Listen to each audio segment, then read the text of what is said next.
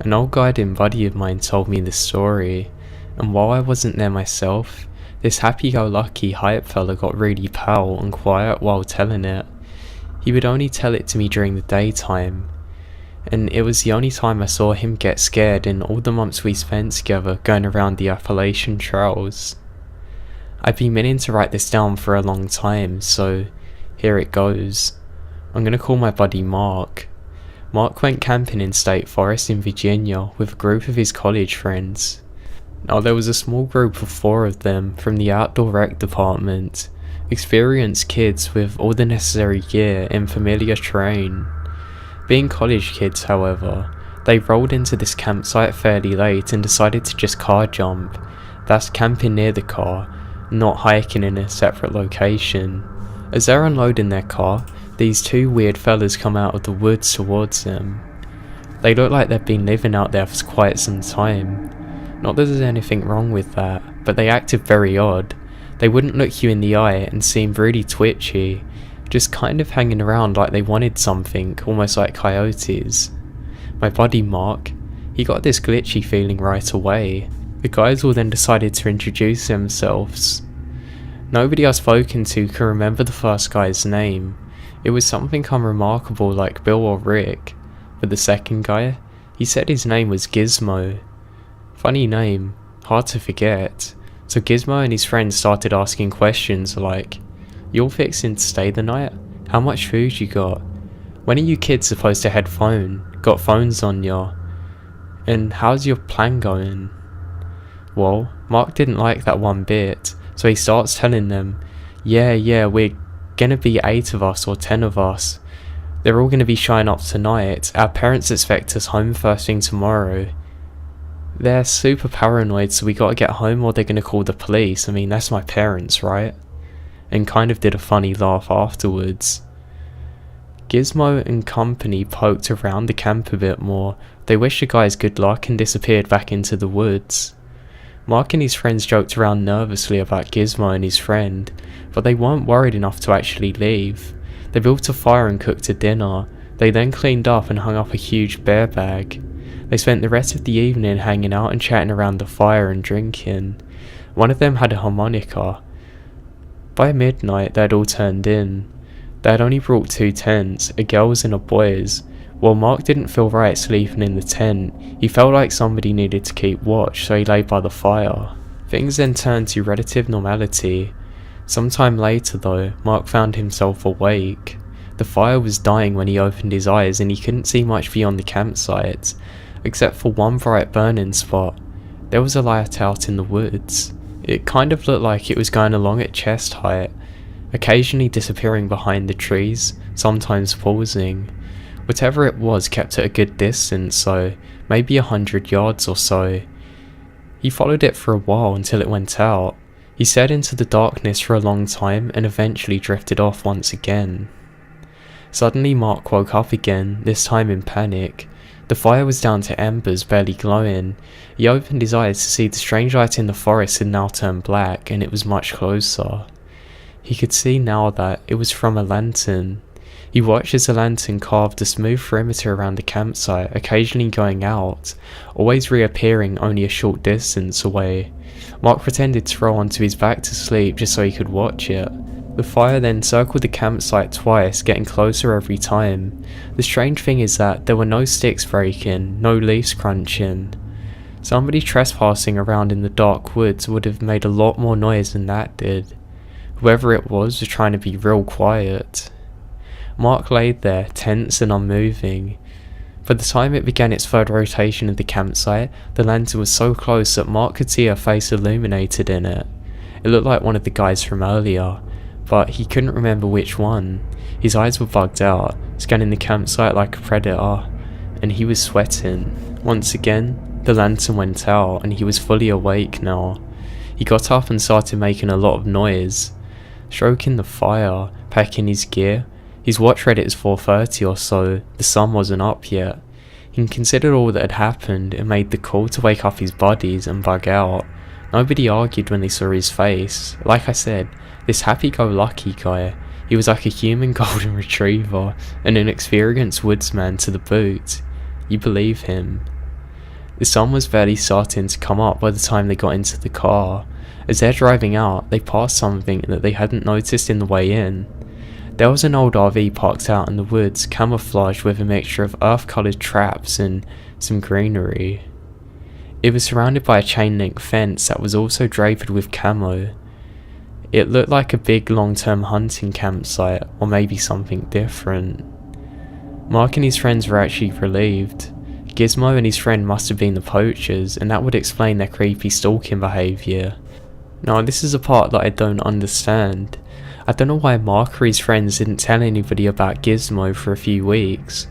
I'm sure that they would have at least reported poachers.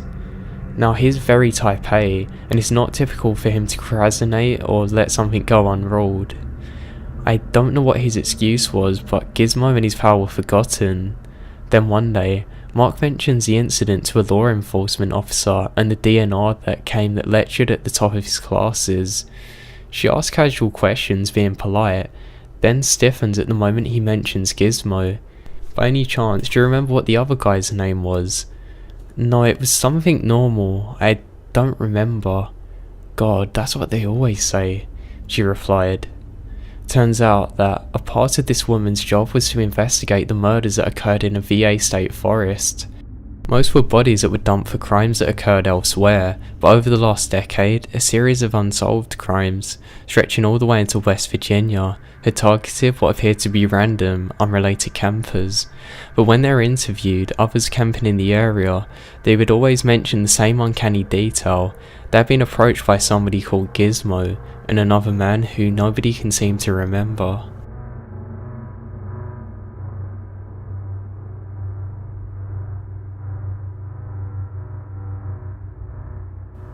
I went camping in Big Sur, California with one of my best friends. It was an off-season time and a Sunday night, so the place was practically empty. We picked a campsite about half a mile walk to the ocean. It was in a huge open field surrounded by lush forestry.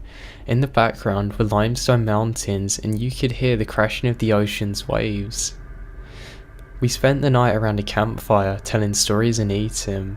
We're both pretty experienced backpackers too. Now, we're very careful with what we do, and we ensure that we don't leave any trace of food around so other animals don't try and get it. I have my dog too. She is ADA, so she was allowed on site. She's leashed around one of the few trees in the field on a long metal leash with a full harness. It was a full moon out, and it was pouring beautiful light across the field. Now at around 1 AM, something spooks my dog. Now she is used to the woods and has an incredibly calm demeanour, but I mean she's flipping out, tugging hard on the leash, and it's like she's desperate to escape.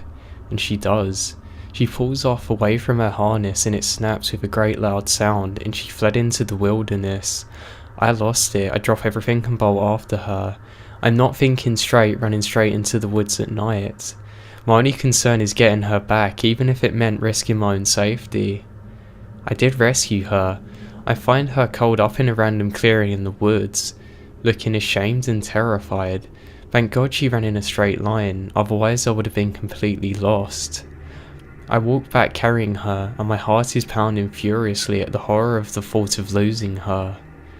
The thought is now still unbearable to me. I can feel her heart pounding in my arms too. She's terrified. I'm no longer in a great mood.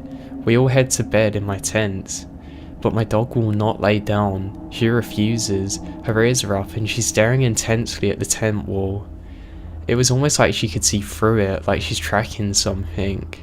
It takes a while for my nerves to calm down. I'm starting to think that maybe there's an animal that spooks my dog. Maybe she's just exhausted from acting up. Then I hear it, crackling, like a high-pitched laughter that's full of disgusting joy coming from outside of my tent. Screw deep breathing, my senses go on high alert. My body tightens up so tightly it's almost like I'm about to break in two. I can't even breathe. Then, I hear even more crackling, like a group of witches doing something evil just yards away. It fills my hearing, laughter and then more laughter. It's loud and it just sounds so wrong. I can't even move to look at my friend, my entire body's went into shock.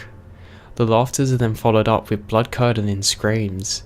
It sounded like somebody was being murdered. It was full of panic, horror, and sadness. Dear God. My friend then turns and looks at me and says, What the hell was that? I even laugh a little just out of fear of the situation. I mean, it's truly horrific. It honestly sounded like somebody was being murdered right outside our tent. I have no idea how to react. I can't handle this, I say, and suggested we bolt for my car. It's a mile away, so we decide to stay out. We just listen to the laughter and screams until it fades off into the distance. Even when it was over, I didn't bother going out to bed. To this day, I still have no idea what this was.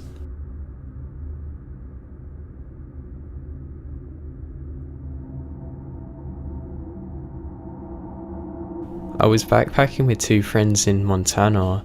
We're probably 5 miles away from the nearest paved road and had hiked around 2 miles from the end of the dirt road. The spot isn't very well travelled, but we enjoyed getting away from everybody. We built a fire and hung out, then piled into our tent. All is normal and we still hadn't seen a soul, or any recent sign of people for that matter. I had some trouble sleeping and I kinda just laid there for maybe 30 minutes. Both my buddies were passed out. That's when things got weird. I heard from my side of the tent a murmuring. I was certain it was a person making sounds under their breath. It didn't sound like real words, almost like somebody who was drunk and talking gibberish.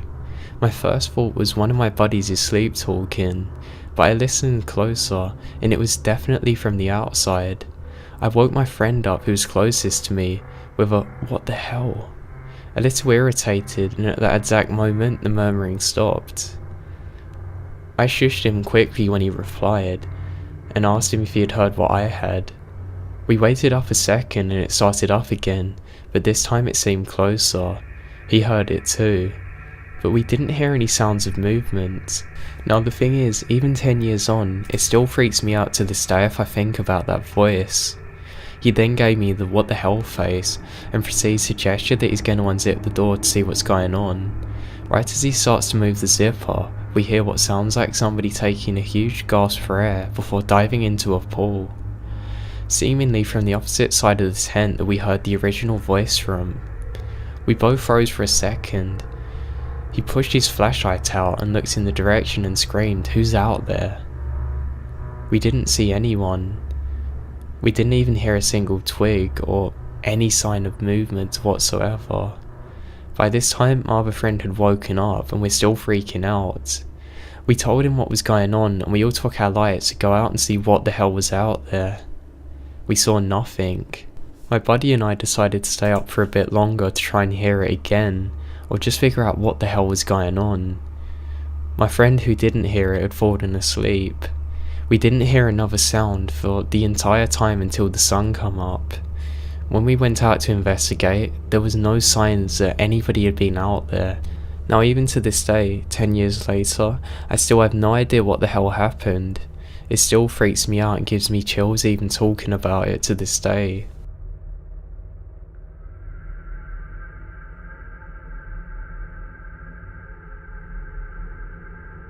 Last summer, I road tripped across the US solo for 2 months. I left Crater Lake heading to California later than I'd planned, and I was planning to camp wherever. My gas light had been on red for about 30 miles and I hadn't seen any services, so I was getting scared.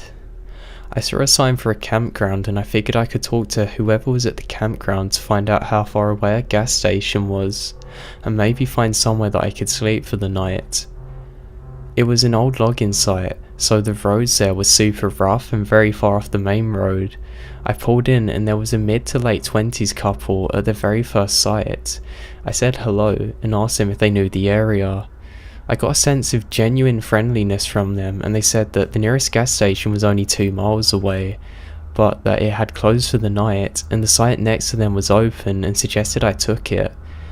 I started getting my tent ready and using a rock to get my stake in the ground when the guy showed up with his hand axe and offered to help. Creepy but helpful. I asked if he drank and offered him a beer as a neighbourly gesture. His wife or girlfriend came over and asked if I had any pills. I had some ibuprofen on me, but why don't you have some weed that I picked up in Washington? They reminded me to pay for my sight at the self-service box, more than once. Red flag, so I didn't have any cash. They said I could just write my credit card information down and put it in the box. 1,000 red flags. The woman wanted to introduce me to her neighbours, so she took me to an RV that looked like it had been parked there for multiple months.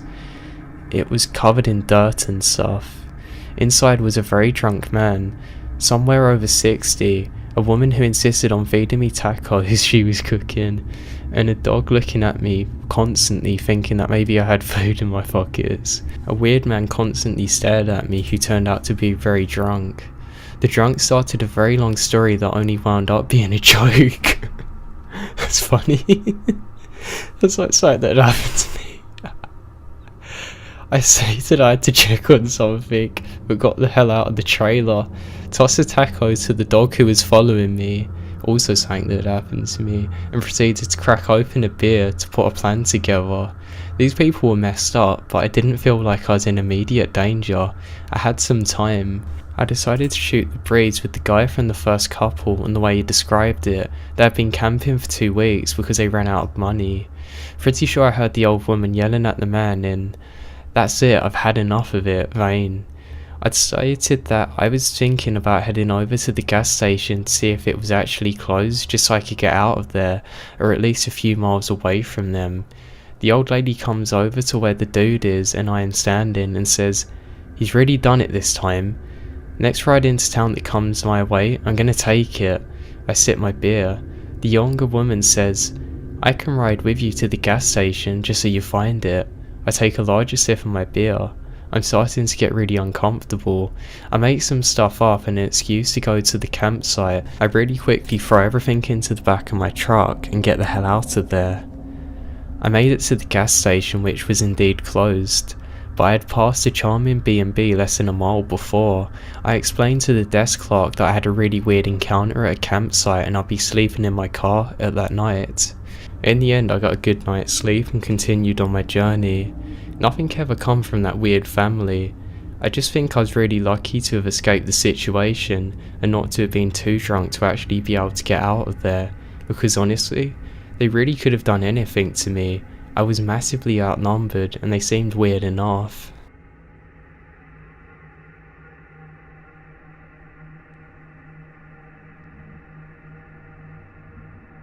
Some buddies and I went camping by the lake one night. At around 1:30 AM, we heard some rustling in the bushes and just figured it was a rabbit or something. We went over to check it out and found nothing. At about 1:35 AM, a huge pickup truck that was lifted and blaring music drove by on a dirt road. It was driving really, really slowly, shining a huge police-grade spotlight on me and my friends. The truck burned out and kept driving. So my best friend and I decided to drive up the road and see if we could spot anything unusual about the truck. We get to the main road and there's probably about 7 or 8 cop cars. They've got their lights going and everything. There's also 2 or 3 ambulances. We stop and go to turn around, and I swear it's just like a damn horror film. A cop peeks out on my window with his flashlight out of nowhere. He asks what we're doing. We told him that we're camping and asked him about the truck. He says, "Well boys, you might want to go and camp somewhere else. We've had a homicide here and haven't found any suspects yet." My friend says, "Should we have been scared? Like a damn idiot." And then the cop says, I quote, "Well, I'm not scared, but there are 20 officers here and we all have guns." We suddenly bolted back to our campsite. We called the rest of our buddies and told them that they had to pack up their gear, not to ask questions, and that we had to get out. We literally threw 2 fully pitched tents into the back of one of our trucks and got the hell out of there. The cops located the killer about 30 minutes later at our campsite.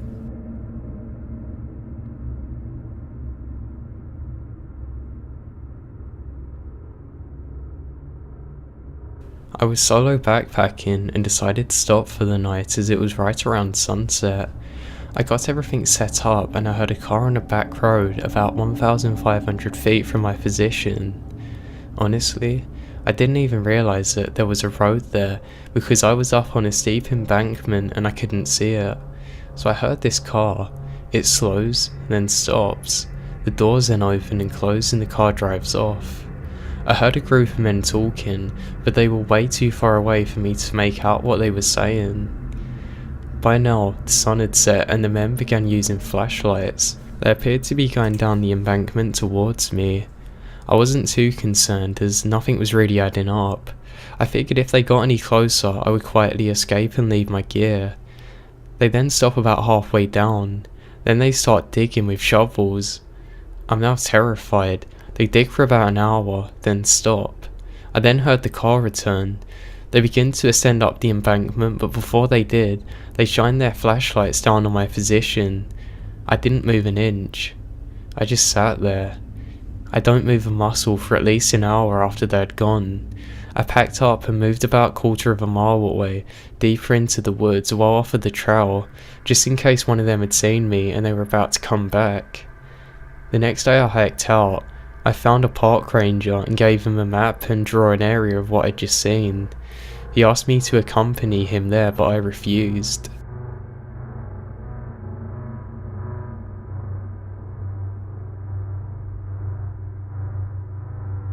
I was camping with my family over a 3-day weekend. A few of us didn't have to go back to work, so we decided to camp an extra night. What had been a full campground was now down to just us. It was my brother, his young son, me and my daughter. About 3 AM, my daughter woke up and said she had to use the bathroom. She had to drop a due, so there was no getting her to squat outside the tent. The outhouse that we had was about 100 yards through the pitch black. The fire had gone out and there was not really any moonlight. I got up with her, grabbed a flashlight and we headed to the outhouse. She did her business and I stood outside the outhouse. I'd be lying if I said I wasn't scared standing out there. I mean, I'm in the dark, in the woods, miles away from anywhere with my 7-year-old daughter inside a dark outhouse by herself. Luckily, she was quick and we stumbled back towards a campground, with only our flashlight to guide us. The walk back was uneventful. We chatted a little. I tried to reassure her that we were safe out here as it was dark and she got a bit scared. As we were about 50 feet from the campground, my daughter suddenly grabbed my hand tightly and whispered, "Daddy, who's that?" "Who's what, honey? I don't see anything." "The man right there. Who is it?" I shined the light where she was looking and I couldn't see anyone. I grabbed her hand tighter and picked up the pace to get us back to the tent. I knew that it was so dark and we wouldn't really be able to see anybody, so if there was somebody, we'd be in a lot of trouble. We got back and I got us in the tent and we got into our sleeping bags. I laid there and listened for any sounds outside the tent. Of course there were millions of sounds that I hadn't noticed before. Each one was more terrifying than the last. As she started to get sleepy, she asked if we were alright. I said yes, even though I was completely freaking out. I asked her what the man looked like and she said a Native American. I laid there for what seemed like hours, but probably was only 15 minutes until I couldn't take it anymore. I woke up my brother and told him what happened. He's more comfortable in the woods than I was, so I got up with him and we got the fire going again. We sat there by the fire until daylight, but nothing ever happened. The next day I asked my daughter about the man she saw and she said she couldn't remember. To this day though, she doesn't really remember the event. The area that we were camping in was well known for being a historical place where Native Americans lived and flourished until they were forced into reservations or killed. Neither my brother or me could find any signs of anybody else out there. If they'd been walking around the woods, we would have heard them for sure.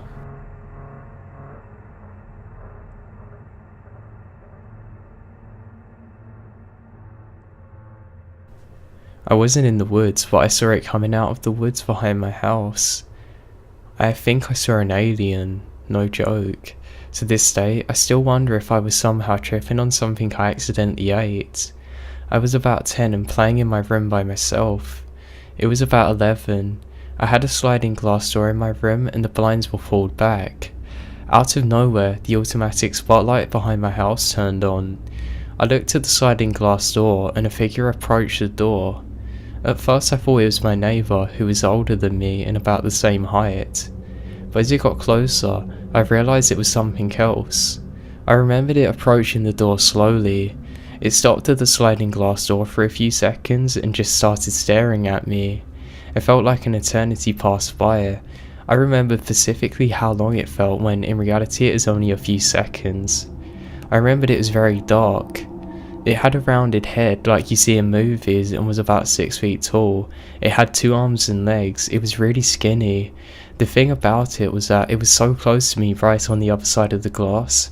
There was no way I could have mistaken it for a human, even though it was very dark. I know what I saw. After a few seconds of staring at me, it just turned to the side and walked away, in long strides. It went out of my view and immediately I ran out of my room and screamed to my mum. She didn't believe me. I had to sleep in my room that night knowing that I legit saw something only a few feet away from me earlier. I'm 23 now and I still get chills thinking about it. My eyes are even watering now. I know it wasn't a dream. I know what I saw and nobody believes me. The thing that creeps me out the most was its demeanour. I remember it slowly coming up to me and slowly walking away. That's what scares me the most. There was no rush to it. It was like it was just watching me. Yes, it could have just been somebody playing a prank, but who the hell in their twisted mind would do that? I don't know, it's just too real. I know what I saw.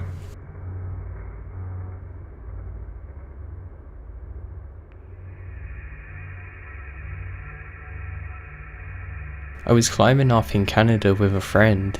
We left the climbing area we were at and started trekking back to the car. The dog was walking in between us on a leash. The dog kind of lurched into my body, causing him to stumble. I turned around and there's a fully grown mountain lion right behind us about 2 feet away, kicking distance. I just tried to nab the dog off the leash who had already sat back onto his haunches and started hissing. I froze. My body turns around, screams and starts running. I should note, his dog had been hit by a car some years ago, so it walked with a limp. I yelled really loudly at my buddy to stop running because it's gonna kill him. Instantly he stops and throws his hands up and starts screaming and charges at the cat. I know, totally insane. I still haven't actually moved. The cat jumps 90 degrees into the woods. So we started walking back, talking as quick as we possibly could about what happened. My friend is walking really quick, I am too. Dude, you're almost running, stop that. If we turn around, it's probably going to be coming after us. Wait, we can't turn around, we can't move our heads, it's going to see us, it'll think we're about to attack again. On that statement, I turn around, and I see the mountain lion is right on my heels again. This time even closer. Again, I didn't even have time to react, and my friend already had rocks in his hands and was winging them at the lion. One of the rocks lands and went bowling past the lion. The lion sees this and goes cat style chasing after it, batting down the trail like it's a ball of yarn. The last mile or so back to the camp was so stressful, turning around every 5 feet to see if the lion was still following. Luckily, we never saw it again. There is more to the story, but it's a lot of type.